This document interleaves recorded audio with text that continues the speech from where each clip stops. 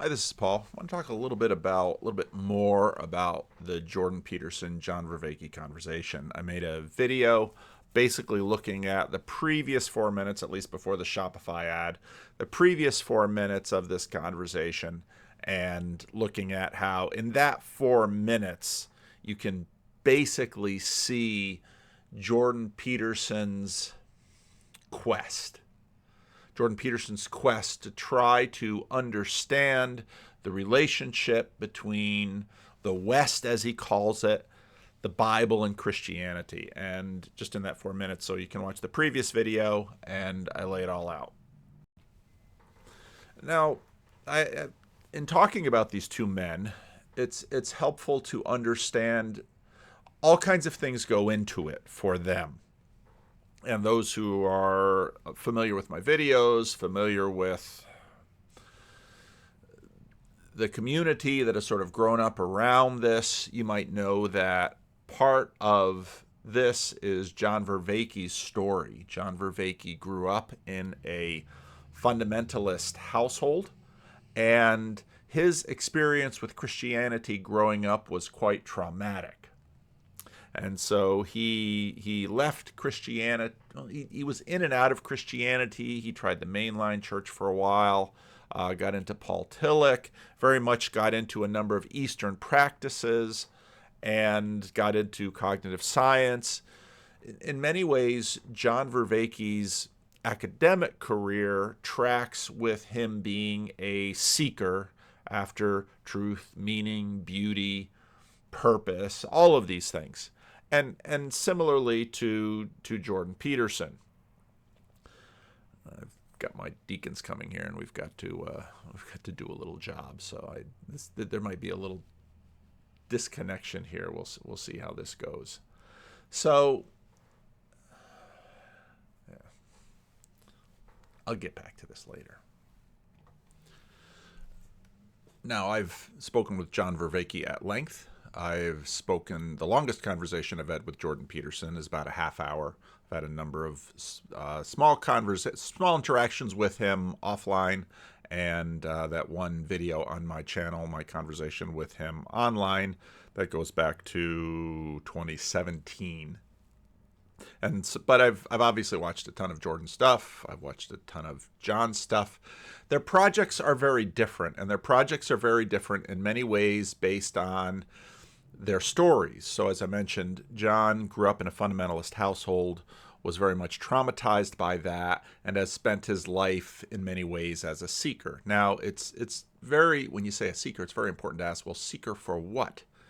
And that's a big deal for us, because we can use sort of these shorthands like heaven or goodness or blessedness or something like that. But it's actually pretty difficult for us to get defined on that. So again, the previous video where I dealt with the 4 minutes before then, well, maybe we'll just, I don't know, should we just play them? They're only 4 minutes. Well, we'll just start with John's. And what I wanted to show here is that you'll see it here in this little diagram, which I'm probably going to work on a little bit, is that Jordan Peterson is always sort of working in his project, to bring a lot of these things back to the Bible. Now, why? Now, Bible and science for Jordan are sort of going back and forth like this. And years ago already, I talked about a certain concordism that Jordan was doing in his Genesis lecture with respect to the Bible and Christianity. John Vervaeke is trying to connect things to a different plane. Now let's grab another little clip here. Okay, let's go back to the O'Connor-Dawkins conversation and listen to how Richard Dawkins answers this question. Criticism in the opposite direction. Somebody says, I've spent my life studying Thomistic metaphysics. I'm a classical theologian. I've got a PhD, and I looked in The God Delusion, and I wanted to see what Richard Dawkins had to say about Thomas Aquinas's 5 proofs for the existence, his 5 ways to establish the existence of God. And they find 2 pages and this this sort of pinnacle of religious philosophy, as they see it, has a treatment in 2 pages. Yes. And when they question you and say, well, what about all of the important theological nuances, you respond to them, well, why would I do theology? Theology is uninteresting. I think I would say to that, why privilege Christian theology when there are thousands of gods all around the world? They all have their own theology, and these Thomist theologians are equally ignorant of Aboriginal theology and Bantu theology and Papua New Guinea theology. That's true. Now, there's an interesting aspect to his argument that if Jonathan Peugeot were talking in his previous conversations with a bunch of these, with his other new atheists, he'd say, well, where are you standing? Or what does he mean by that? It's that Richard Dawkins is a professor at Oxford. And again, my sincere thanks to my hosts at Oxford, because I'd never been to Oxford before. That was one of the things on my list in this last trip to England, is to visit Oxford. And you're not studying. Your whole life hasn't been ensconced within a Christian tradition. So that's part of the reason you're not studying the others. Again, it's almost as if everything is arbitrary because everything is flat. And John Vervaeke points this out, that knowledge is flat. And of course, what John's 4 Ps point out is that knowledge isn't anywhere near that flat. Now, Alex O'Connor is going to come back. And they think that their theology is somehow high-flown and intellectually important, but it has no greater status than any of those. The thing about science is that it's universal. Okay, it's universal. Now, if you go back, see, I know it doesn't seem like there's a lot of rhyme or reason with my ADHD thinking, but if you go back a couple videos ago to my one about Tom Holland and Islam, Tom Holland keeps talking about the fact that Christianity and Islam, and to a degree Judaism as well, they're universal. This is the God who made the world. They're making claims that are overarching, whereas in polytheistic faiths, this is the God of here, this is the God of this is the God of that. Augustine sort of mocked them. So God functions in a whole way, but what Dawkins wants to say is, well, science is universal. Now, if you go all the way back to my beginning making videos back in 2017, beginning of 2018, I talked about the sort of the way things went in the West. I've got my whiteboard all set up here. I could probably use that. So the way things went in the West is you had Christendom, and I'm reading the Forge of, well, there's a little bit of latency here. There we go. Okay. You had Christendom. See how fast that comes in. Oh, pretty good. And Christendom has a crisis within it. There's a bunch of crises. But part of what Luther begins to deal with is, well, how do you know what you know? Well, you have the Bible, and you had the Bible, which for many was the Vulgate, which was Jerome's translation. And of course, the Vulgate was built on, and see, this isn't disconnected from the Islam conversation, because again, they don't believe in translations, and that's key here. The Vulgate was built upon the Hebrew and the Greek, and it was built on the Hebrew and the Greek. And what was happening during the time of the printing press was there were Hebrew and Greek scriptures available. And so before Luther, Erasmus, again, I copied a lot of this in the first few years, Erasmus releases a version of the Bible that has the Vulgate over here and the Greek over here.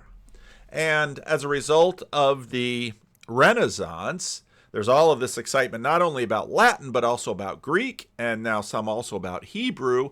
And they start comparing the Latin translation with the Greek translation. And one of the things that Erasmus discovers and Luther discovers and a whole generation of scholars discover is that, wow, good old St. Jerome wrote in quite a bit of theology into his translation in the Latin.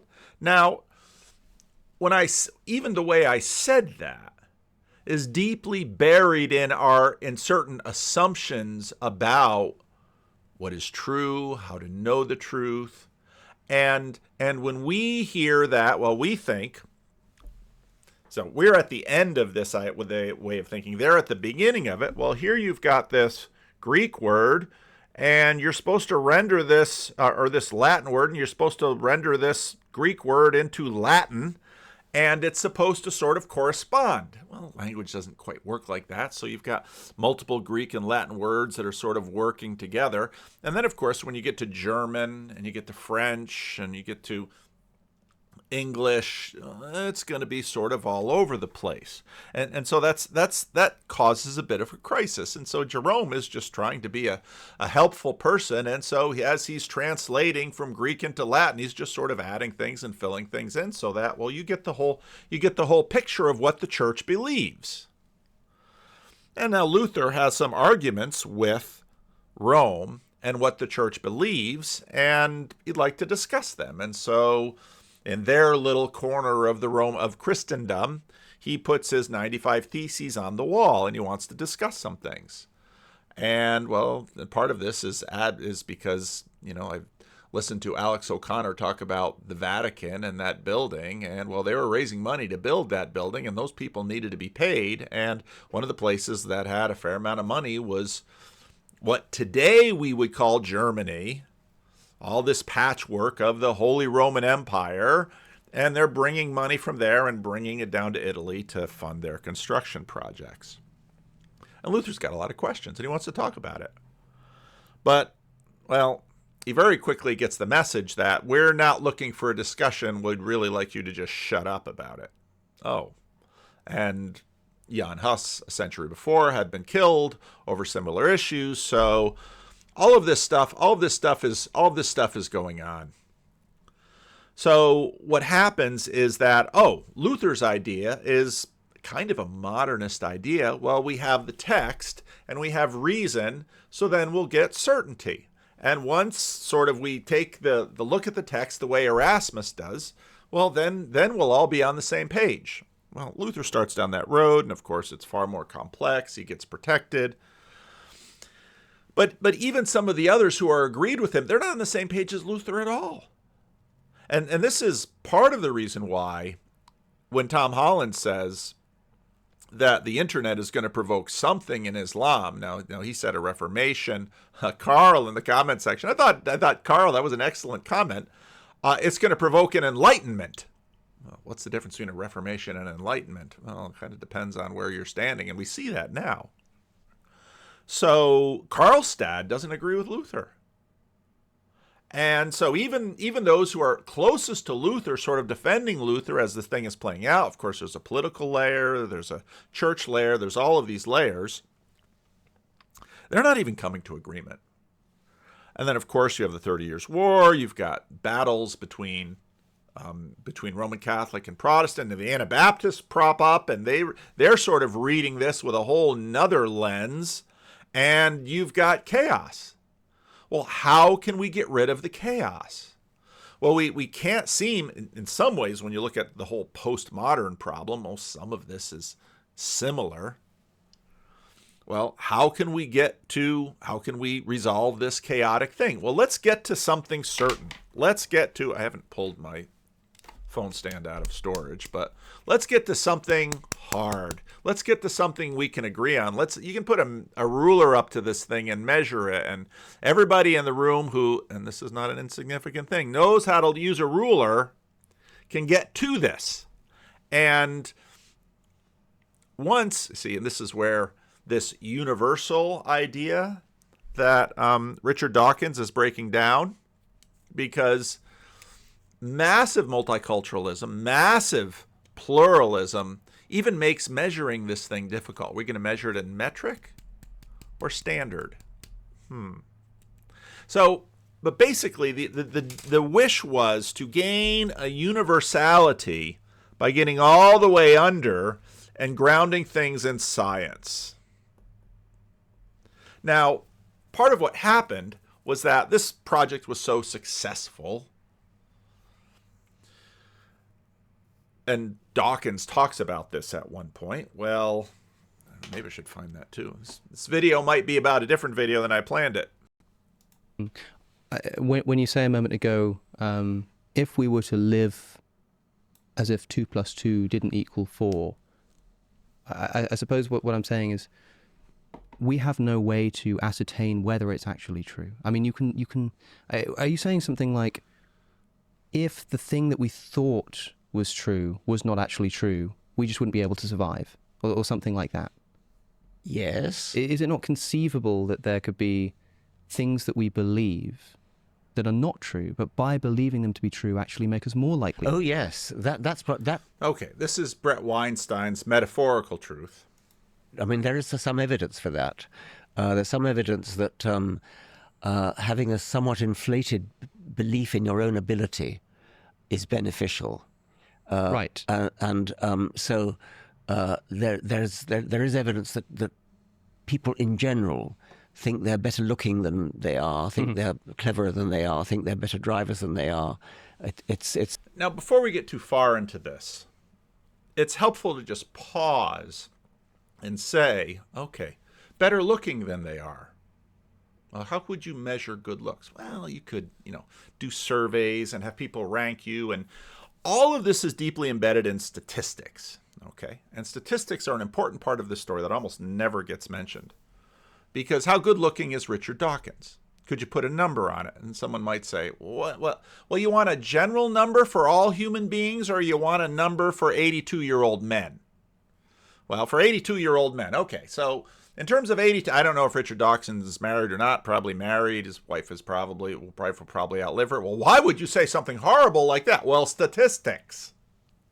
So let's assume Richard Dawkins is married. Let's assume he's 82 years old. Hey, he's got a good head of hair for 82.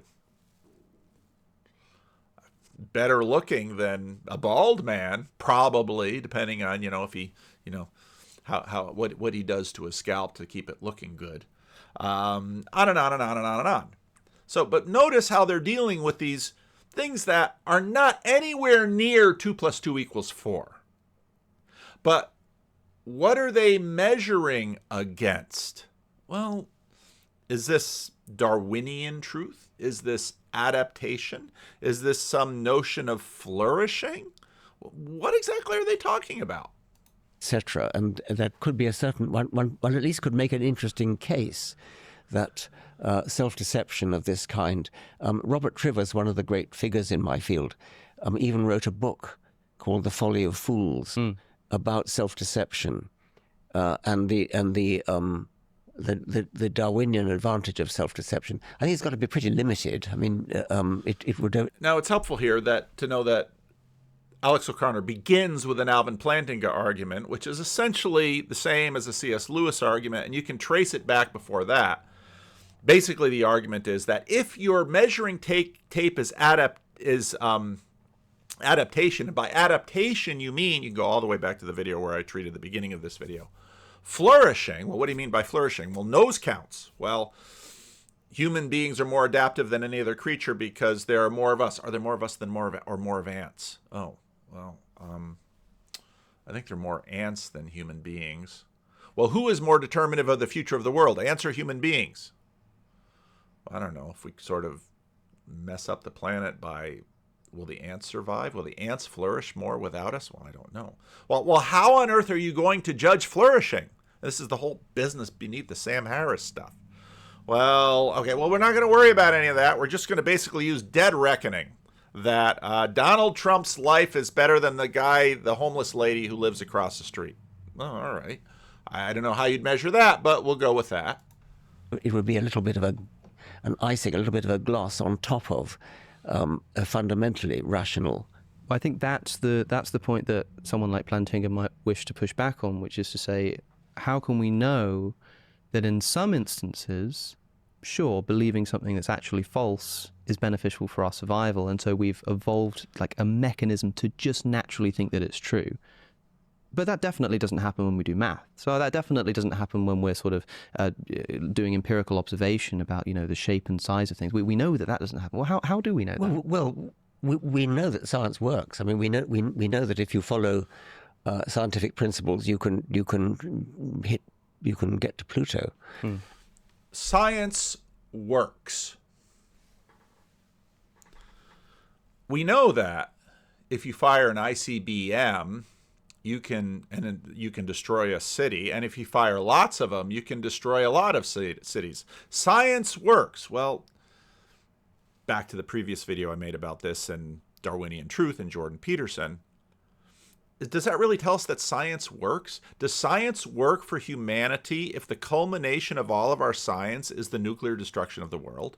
Or the culmination of all of our science is the destruction of the biological layer that we rely upon for growing crops and all of the other things?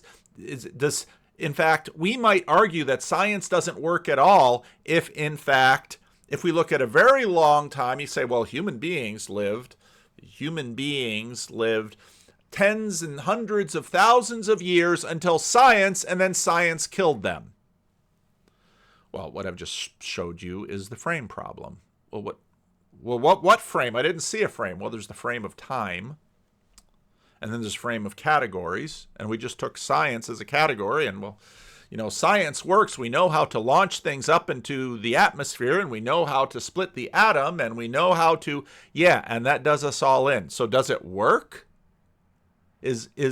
What is your measure? Is human flourishing your measure? Is that how we know science works? Or you might say, well, lots of things work and can be self-destructive. So where on earth are we going with this? But now again, we're looking at this quest for universality. We want to somehow get rid of Thomas Aquinas versus the Aboriginals. We want to somehow get rid of all of this other stuff and get at something that doesn't change, something which is physical. And because we can take a something, let's say, how about this little pad here, and we can launch that into space, therefore science works. Oh, okay. Because you can do stuff. Now, you might also say that politics works, because the truth is we're not sending any of this stuff into orbit without politics. So politics, by the same measure, politics works like science. Now, someone would laugh at that and say, of course, politics doesn't work like science. Well, why not? Politics sends things up into orbit, just like science. Oh. How about human beings? Don't they work? Human beings set things up into orbit. Oh. Well, back to the frame problem. Well, what are we talking about? What is the essence of sending things up into orbit? No, I don't know. Maybe our motivation to not be the only nation that doesn't have the bomb and so is threatened by our enemies. On and on and on and on and on you go. So, back to the Peterson conversation. The Peterson conversation with the thumbnail that looks like this. Let me share my thoughts. Yeah. And I'll share where I think they intersect with yours, but maybe they differ, but I think in a fruitful way. First of all, there's sort of, in the literature I've been reading, there's sort of three dimensions that are usually talked about with respect to the sacred. One is ultimacy, which... No, first of all, let's talk about this word, the sacred. So there's this podcast. I'm going to have Elizabeth Oldfield on the channel coming up pretty soon. And her whole podcast is named The Sacred. When I did my conversations on the second breakwater, the breakwater event in Germany, the conversation was about the sacred. Well, why are we using that word, the sacred? Because we're trying to cut through the pluralism. Okay, we're going to cut through the pluralism. So we're going to have an abstract category, and we're going to use that abstract category that people from multiple traditions can look at and say, okay, for Islam, the Quran is sacred. For Christianity, for the Bible, the Bible and Christianity isn't exactly the same as the Quran for Islam. I don't think so. But Christianity, God is sacred. Okay. Maybe Protestant or Catholics, the Eucharist. Well, see, this is complicated. So, but at least this category of the sacred kind of operates as a frame. And so one might say that for certain kind of Western rationalists, science is sacred. Okay. So we're going to use that abstract category so we can kind of duck the pluralism traps here. I think you're articulating. And the move you made, and this is a compliment to you, by the way, is the classic move of Neoplatonism, which is called asymmetric dependence. So what is everything asymmetrically dependent? Okay, now, John has also been working hard on Neoplatonism. Here's a difference between Jordan and John. Jordan is sort of working on the Abrahamic religions. And if you're looking at this from, let's say, a marketing point of view, working on the Abrahamic religions has an upside and a downside. The upside and the downside are really the same thing, because there's an established audience that has a felt connection to Judaism, Christianity, and Islam. John is using Neoplatonism. Now, why is he using Neoplatonism and how? Well, part of the thing is that we're not going to say go to Greece and say, let's see, Italy, Roman Catholic, Greek, Neoplatonic. It's not working that way. Neoplatonism is, in fact, a tradition, a philosophical tradition that intersects with a whole variety of religious traditions. And part of this is about the asymmetry between philosophy and religion. You can look at, say, the foundational thinker and writer of the West, who what someone might say would be Augustine. Deep ties to Neoplatonism, was a Manichaean for a while, and then becomes a Catholic Christian, not a Donatist Christian. Okay, because these religions have this function where you've got Sunni Muslims and you've got Shia Muslims, and you have Orthodox Christians and Catholic Christians and Protestant Christians, and there were Donatist Christians, and you had Arian Christians, and you had Nestorians, and you had on and on and on and on and on. And this gets into this whole very learned religion, let's call it. So Neoplatonism. Okay, so John's going to work Neoplatonism. Well, why? Well, let's get back to this little figure here.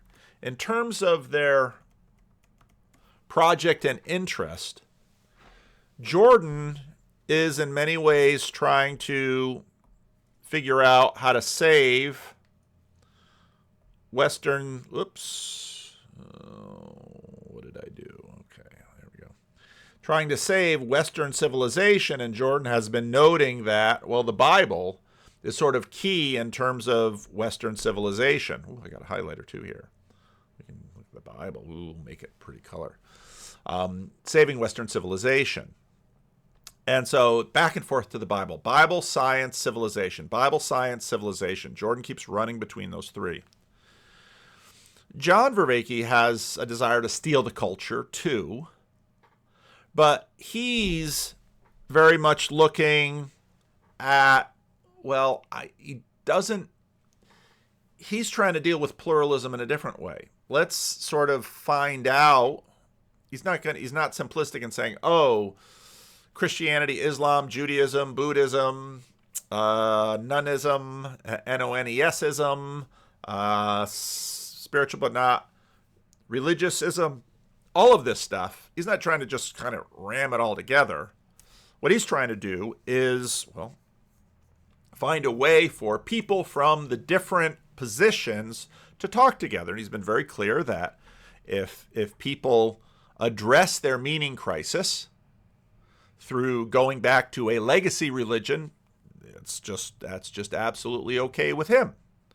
And he also says that there's going to be a bunch of people like himself who probably won't do that. And so they're looking for an ecology of practices that can allay the meaning crisis. All right. For many of those people, science, a la the Enlightenment, is very much under all of this. So now when you listen to John talk, watch how John talks and Jordan talks in terms of sort of, if you think of them like hounds, oh boy, somebody in the corner is going to have some fun with this. If you think of them like hounds, what are they sniffing for? Jordan's always trying to draw connections to the Bible. John's always trying to draw connections to science. And so for Jordan, science is a connector between us and, let's say, the Bible. Now remember all of his ideas about all of these things coming down into this, these axiomatic agreements that make up our society, make up the stories that we're living in, even if we can't articulate these stories, all of those connections. John's going to do the same thing to cognitive science. So now listen to how they go back and forth with this, and I think you'll see what I'm saying. On, that's how you get your ultimate. Yeah. What is that in terms of which everything else is explained or understood? Right. That's all. Now listen, John will most often use abstract language. Jordan will tend to go to biblical stories. Now, at some point in this video, they start swapping biblical stories because John is conversant in it and they're looking to connect with each other. But John's larger problem, the larger goal here is to try to ground things in science. Jordan keeps trying to sort of ground things in the Bible, but again, he's always relating Bible to science. For Jordan, the Bible is sort of a central pivot point through which he's going to try to understand a whole bunch of things. For John, he doesn't want to do that because he's got concern with non-Abrahamic religions that are in the East. Taoism, Buddhism, some of these. Ultimacy. And then, so what it is to you, by the way, is the classic move of Neoplatonism, which is called asymmetric dependence. So what is everything asymmetric? And I haven't, my guess is you can search a lot of Neoplatonic texts and you're not going to find asymmetric dependence. Sounds like something right out of the 21st century, out of cognitive science. Symmetrically dependent on, that's how you get your ultimate. Yeah. What is that in terms of which everything else is explained or Okay, and the ultimate, again, all of this abstract language. Understood? Right. That's ultimacy. And then two other dimensions of the sacred, which I think you're alluding to. One is axiological. Notice how he's working to try to translate what Jordan just said and did into philosophical and sort of abstract language that won't have a pluralism problem. Hence, sort of science seeking sort of this the same universalism that Dawkins wants. That you love this ultimate. It isn't just an intellectual grasp for you. So that's the directionality. Yes, and there's a valuing, there's a loving, but the reason why I want to say love rather than just value is love doesn't carry with it necessarily the egocentrism of value, which can be very egocentrically oriented. Right. So love is and even if he kept with love for people would be something that, well, that's a very emotive word. Value, a little further out there. So would that be, maybe that would be expressed in the Old Testament corpus? See what Jordan just did? He's connecting it to the Bible. He's writing a book on it. That's sort of his focus of attention now. So the civilizational stuff. Jordan isn't worrying too much about pluralism. He's focusing on the Bible. John is trying to have this Silk Road. And so he's using science, which, a la secularism, has become very powerful around the world. As part of the covenantal relationship? Because it's a personal relationship rather than a what would you say, instrumental relationship. Yeah, Esther Leikep-Meek argues that in her covenantal epistemology and loving to know, and how there's this deep bond between knowing God and And Esther Meeks is, of course, she teaches at a Christian college. She and John had a conversation. Jordan has sort of taken a turn to personalism, which John, of course, knows about, but the personalism, of course, is actually fairly close to a lot of the pragmatism, late 19th, early 20th century. And so John, John's very sensitive to this personal, impersonal stuff, because again, it's one of the big divides between Christianity and the Abrahamic religions, and then the impersonal sensibilities of the worldviews of Hinduism, Buddhism, and some of those other religions further east. loving God, that you can't separate them. Right. And so that's conceptualized metaphorically in the guise of a relationship, rather than as having something. Oh, yes. It's very much about being in relationship. And that's why I want to use the word love. You can have preferences or even values, but you have to be in love. It's a commitment of the whole self. Right? And the thing about love is it gets you on Plato's pivot point. It involves the whole of the self without being self-involved, Right. which seems to be another dimension of this calling. The sacred doesn't just call your aesthetic interest or your ethical interest or your... But now, again, notice John is trying to analyze calling. He's with Plato. He just did After Socrates, Neoplatonism. I mean, he's very much working that Greek route. But Jordan's interest in calling will likely be, well, wave one, Jordan's primary interest was the individual. He's a clinical psychologist, has patients, or he used to be a teacher. John, not a clinical psychologist, science, structure, how things work, trying to ground it in that way. So calling for Jordan is like one of his big tools that he's going to use. For John, it's a dynamic he's going to explain. Intellect, it calls you as a complete person. This is one of the things that Tillich emphasized. Speaks to the image of God within. Yes, and you know, See? Back to the Bible. Back to Christianity with Jordan. the Christian tradition of the transmutation of the image into the likeness. And so I think that's the axiological dimension. And then there's the soteriological dimension, that this loving relation. Now, axiology has to do with ethics. Soteriology has to do with salvation. Now, he dropped a couple of philosophical /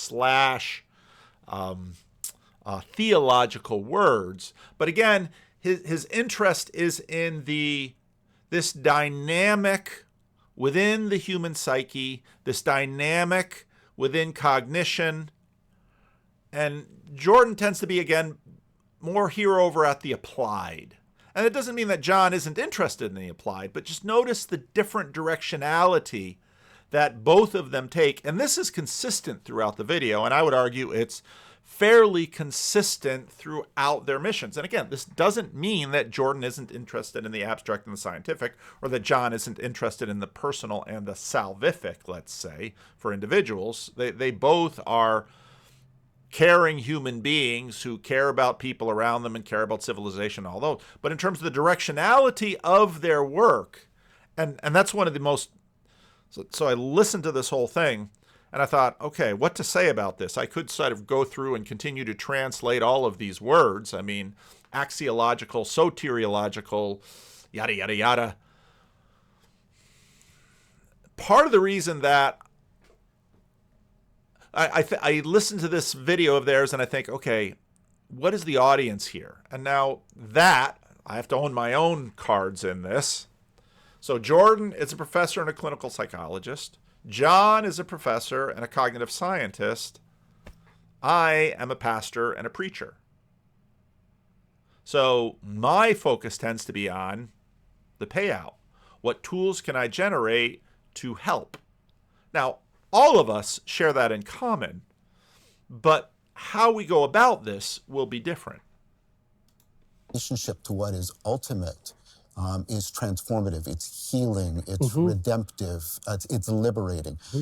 Relationship to that which is ultimate. Now, Jordan probably might say something like relationship to God. He might just use the word. Now, John doesn't want to use the word. Well, why? Well, you've got non-theists out there, and you've got people for whom God is a trigger word, and you've got Eastern conceptualizations of. Then we're going to switch again back to the divine, to the transcendent. We have all of these words that we swap in and out so that we don't have to say the religious words because we've got all of these sensibilities that we're dealing with. It's going to be interesting that as society gets increasingly, the irony is going to be that as the West gets increasingly pluralistic by the immigration of other religious groups, will this dynamic intensify or recede? I don't know. And so the reason why this is important is, of course, this allows the sacred to be found in things that are in non-theistic traditions like Buddhism, the Tao. See? That's his concern. Jordan's over here, Western civilization. Right? Things like that. So the first part of what you were talking about, like I said, and again, I think this speaks well of it, is it aligns with the classic Neoplatonic proposal of that what we're trying to get in touch with what is most real, we have to get to the ground of intelligence. Now, what is he trying to do? He's trying to teach us Neoplatonism because he sees Neoplatonism as offering some answers.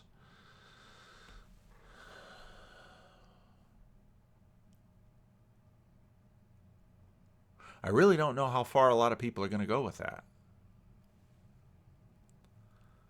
Because they hear Neoplatonism and it just sounds like it's even above what they took in college. Maybe they talked about Plato and Socrates in their intro to philosophy class. Now again, for John, the relationship between philosophy and religion are very close. And he makes the argument, I think he's correct, that in ancient Greece, you sort of had belief in the gods down below. I just did this video on common religion. And basically, philosophy was learned religion, okay? And you're going to have that dynamic in human populations by virtue of temperament, by virtue of all sorts of things. But Jordan's working in a very different register that is going to have far larger and broader appeal. He might say Neoplatonism now and then, but he's never going to say anything. He's going to keep talking in terms of things that many people can identify with. Okay, right after Alex O'Connor's infomercial, which I suspect didn't wasn't this the stuff that Joe Rogan used to hawk? Is Alex O'Connor on the way to becoming the new Joe Rogan, or has he somehow been deluded by filthy lucre to sell nutritional projects to the show? Now, we were talking about Ayaan Hirsi Ali, and it's an interesting detour, but I did want to ask you about this vision of religion. Now, why on earth would a YouTuber be asking about Ayaan Hirsi Ali and Jordan Peterson? Well, because of the clicks. Well, not just because of the clicks, because, these are people in their communities and hierarchies are sort of develop and you talk about each other, and that's kind of what you do. I certainly do it. I'm not finding fault with him, but again, we're not abstracting this. We're talking about people. For two reasons. This idea that religion, we don't really care about the question of whether it's true that Jesus was born of a virgin or whether he actually died on a cross. In fact, maybe I'm just going to refuse to answer it altogether and say that... Okay, this gets back to this truth claims and this math of truth claims. And now we're going to talk about, Darwinian truth. And again, Alex O'Connor is... I've been really impressed with him from the last few conversations that he might coming up to the places that I'm coming up, but he's dealing honestly with these questions, and I really appreciate that. This is a cultural thing. It's a way of life. It's a motivating reason behind your behaviors. I think that this has got a lot to do with its popularization through people like Jordan Peterson. Ayaan Hirsi Ali seems to have been spending some time with Jordan Peterson and getting on with him, at least in this regard. And I want to ask you about it for two reasons. Firstly, I want to know, you had a conversation with Jordan Peterson. It was for about an hour and a half where you talked about you talked about some culture stuff, but he's very well known at the moment. He's writing a book at the moment for talking about religion, and he comes at it from this completely different perspective to, I imagine, the perspective that most of your previous Christian opponents, not that Jordan Peterson is strictly a Christian, have come at it from. And I wonder what you make of him and his approach. I enormously respect his courage in standing up to the Canadian laws about free speech. So I want to just get that out of the way first. I hugely respect that and value him for that reason. When he talks about religion, I think it's bullshit. I think that he doesn't make any sense at all. I think he's impressing people by using language they don't understand.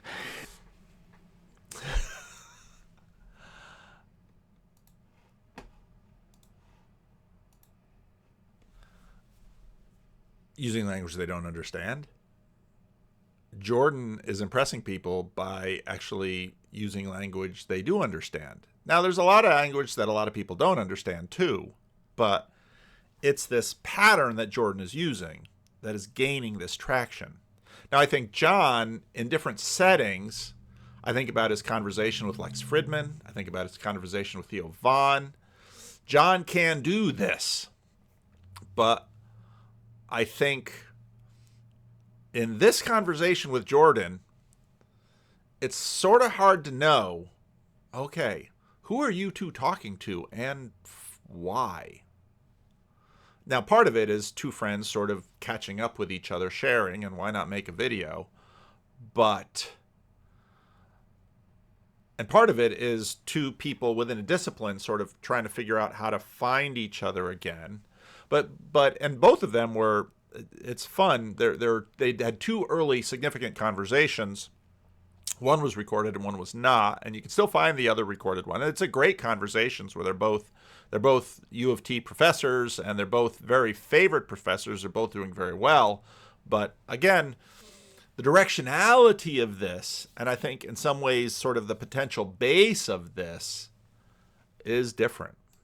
Ability through looking at asymmetric dependence. Yeah, So this is the notion of the ultimate, the one. Asymmetrical dependence, is that the terminology that's used? Yeah, Okay. Kevin Corrigan uses that when he tries to talk about how Plotinus makes his argument for the one, the ultimate reality within the Neoplatonic system, which gets taken up. Well, one of the ways of sorting through that, as far as I'm concerned, is to note that there's either a unity or there's a plurality, and then to note what the consequences of those are. If there's a plurality, there's inbuilt contradictions in the structure of being and becoming itself, and there's divisiveness that can't be overcome. If there's an ultimate unity, it might be mysterious and ineffable, but it does indicate that all things can be brought together in some sort of harmonious relationship, and that's relevant to human motivation, because if there's a plurality, there's going to be confusion and anxiety, because confusion and anxiety mark a plurality. So, well, yeah, this is Kierkegaard's purity of heart is to will one thing. Right. And so, but this again is a Neoplatonic argument. The idea is whenever we're understanding something, what we're doing is taking two things and finding a unifying principle. And then if you were to pursue understanding to its depths, you'd get something that technically speaking can't be understood because it is the principle by which all understanding. Everything is understood. Right. So what you'll get is So it grounds out inevitability. So here Jordan is basically, if we sort of map the playing field and put a line down the middle, Jordan is now sort of more on John's side, and later on, when Jordan gets John talking about the Bible, it'll be more on Jordan's side. But they both, it's sort of like they're, well, you can think about American football. They're both sort of moving. It's not adversarial. I don't mean it in that way, but there are sort of sides of the field that this conversation sticks to.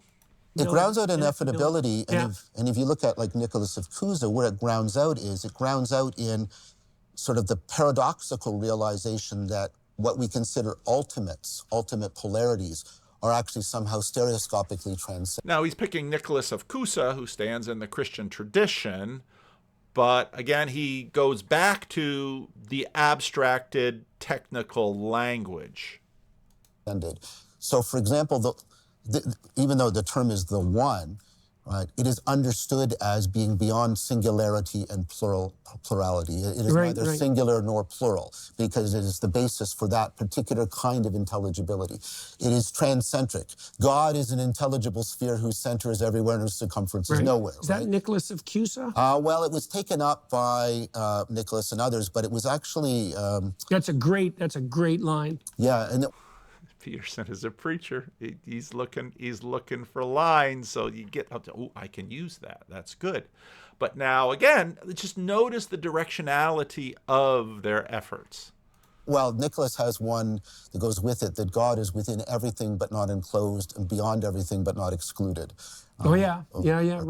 And so that's ultimacy. And then the idea is, and this comes from Yaden's work and some of my own work, when people come into relationship to that which they consider more real, the really real, they take on this loving relationship in that they seek to transform their identities and their lives.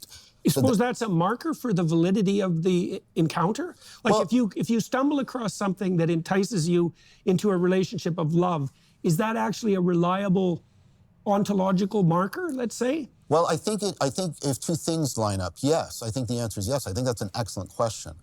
I think if you get the reciprocal opening that's found in love, for example, I have a wonderful partner, and I've come to understand that there's something about her that will always be beyond my grasp, and I open up to that, and she opens up to that in me, and we reciprocally open. And Aaron, that's how you fall in love with something. Yeah. So I think, and from the first person perspective, it's yes. But I think Yaden and other people have done work that when people have this sense of being called and they have this noetic experience of the really real, they do make their lives better by many objective measures. Their relationships get better. Well, you mentioned healing. Yeah, So that's I've the been sort of wrestling logical about dimension. that physiologically. Well, partly because I've been writing about the Gospels, and about a quarter to a third. See, back to that. Now again, he's writing a book about it, so that's going to draw him. But just watch the patterns of John's speech and where there's both sort of pointing. Now, for people watching this, especially if they're sort of already within a tribe, they're going to hear it through the filter of that tribe. And the thing is, the filter of the audience of Jordan's tribe is the audience that has the filter that Jordan is pinging on is massive. And the audience that has the filter that John is working with, that's tough, because there's not a lot of people out, not a lot of Neoplatonism standing out there with a big sign, Neoplatonism, yay! It's just not going to be that way.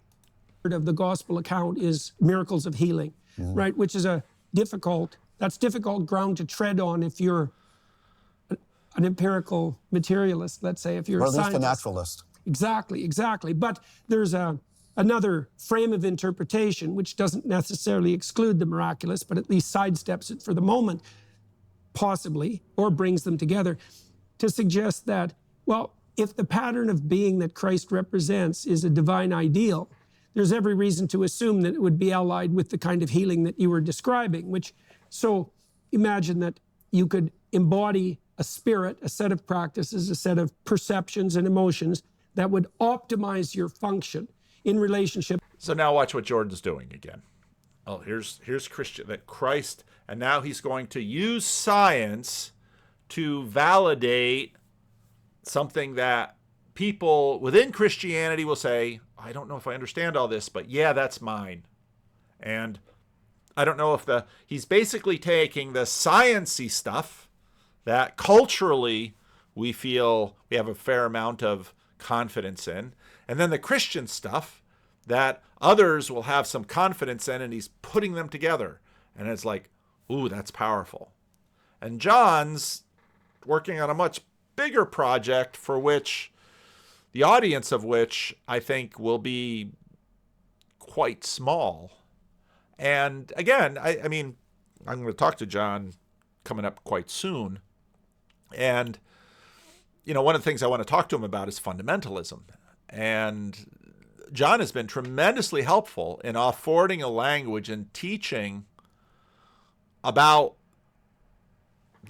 his work has been super helpful for a lot of people who have sort of been doing the same kind of project that Jordan has been doing. Now, one's evaluation of this will, of course, depend greatly on the place where one stands. We can go back to Jonathan Peugeot and say, well, it depends where you're standing. Well, yeah, it depends where you're standing. And so for many people are sort of nuns and are not going to give Christianity much of a look. John's work is, very winsome and attractive. But John's work is also super helpful for people who go back to what John calls the legacy religions. People who go back and again, I mean, I don't know whether or not John and I will talk about this or whether that there's actually much of a conversation in it. And I'm not even saying necessarily that John cares that much, because he's been very, very open and gracious that if people go back to their legacy religions, he's absolutely fine with that and use his work to benefit them in that. So in that sense, John also has a mission to the individual. But it's just hard for me to see. I've likened this before, and it's actually far more difficult than in the early days of the smartphone. Microsoft had an operating system on. In many ways, Microsoft developed the smartphone category before Apple. Apple's method has always been sit back until you have something. Has always been. It's Steve Jobs. Whether post Steve Jobs Apple really does this as well, I don't know. But the stylus, Microsoft had a stylus. Steve Jobs says, your fingers are a stylus. Now, you can get an Apple Pencil for your iPad. But Microsoft had smartphones before. Well, maybe I'll just pull them up to see. This is YouTube after all. Too much Googling, not enough time. You can find Microsoft smartphones. You can find all sorts of smartphones before the iPhone. The iPhone comes and whoosh, there it goes. And then Android was Google was sort of working, watching Microsoft and all of these other competitors. Remember Palm, BlackBerry. Google was kind of looking at all those things. And then the iPhone came along, and then they sort of pivot. And what happens is you have iPhone, you have iOS and Android, and those two things develop. Microsoft begins to realize, oh, crap. So they want to develop their own thing. So they try to develop their Windows Phone, which has all these little blocks and things go all over. And I've played with all of these things, and the Windows Phone had some good things about it, but it finally couldn't compete with iPhone. Had the walled garden. Android had interoperability. Anybody could make an Android phone. It was open source. If you wanted the Google Play Store. Is that what it's called? If you wanted the Google Play Store, you had to sort of agree to certain things. But if you didn't want to have the Google Play Store, you could take Android, adapt it yourself, and use it in your own way. So it had open source. iPhone was the walled garden. Once you had sort of those two options available, there was nothing else. And even today, some would like to sort of break the paradigm. So there's this new Rabbit artificial intelligence device that's come out of CES. And so YouTube channel Cold Fusion has just came out today with a video. The race to create the iPhone of AI is heating up. Well, fingers, stylus, voice, video, assistant, AI. Do I know where this is going to go? I don't know. I've got, most of us carry around these little things in our pockets that have AI, and is it going to be an app, or where's this going to go, et cetera, et cetera, et cetera. But there's a limited amount of ways that this whole thing can come together. And so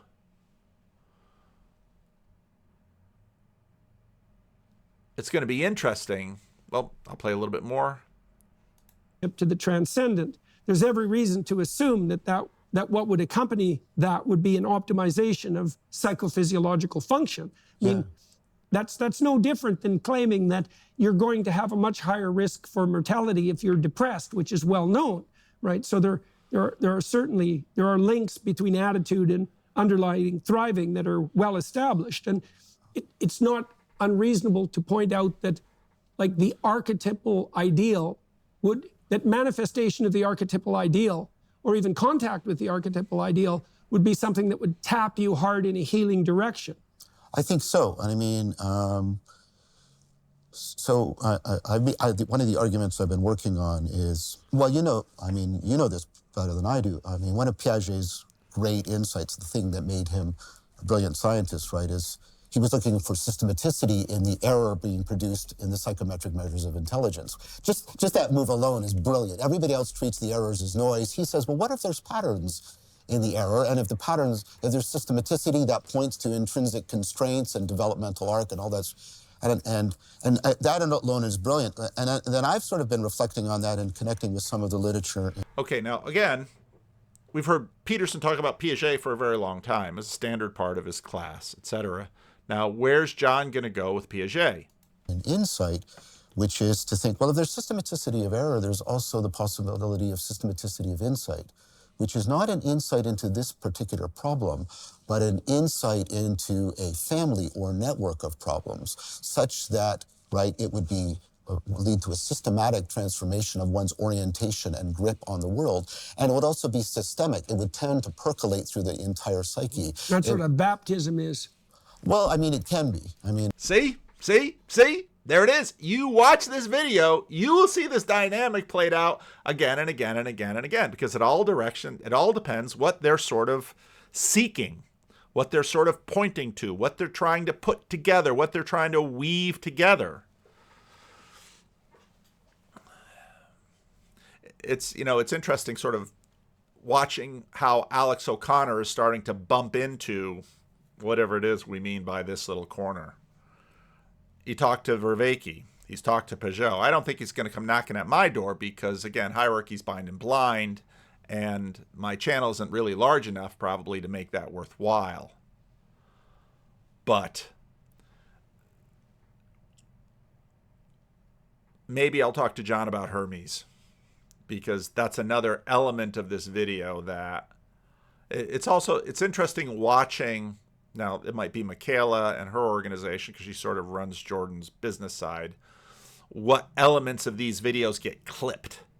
That the Hermes element got clipped is important for telling something about the Jordan Peterson organization. I don't know how much it says about Jordan, although that is one of the areas that was very interesting about that. Why? Because part of what happens with groups, and especially, let's say, with John's audience, that will be more nervous about this question of supernaturalism. Hermes sounds woo.